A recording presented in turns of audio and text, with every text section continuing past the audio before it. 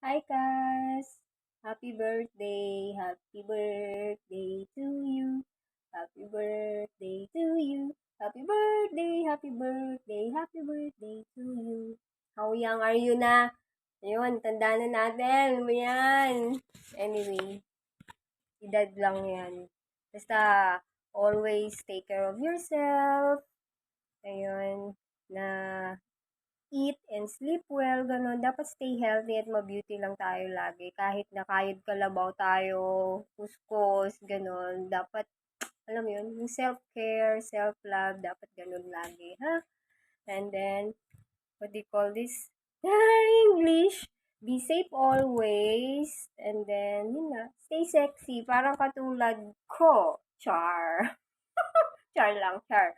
Ayun, pray always. Tapos, ano, ganun pa rin, yung sa family at sa mga anak natin, laging inspiration pa rin sila.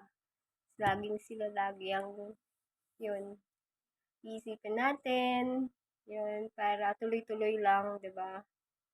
Pwedeng magpahinga, pero bawal sumuko. Yan yung lagi natin natandaan. Ha? Yung mga single mom tulad natin, ganun dapat.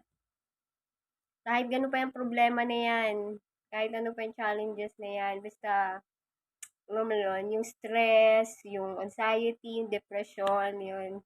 Ilang beses kong naranasan yan, pero laban pa rin. Kaya ganun. So, alam ko, mahirap yung abroad.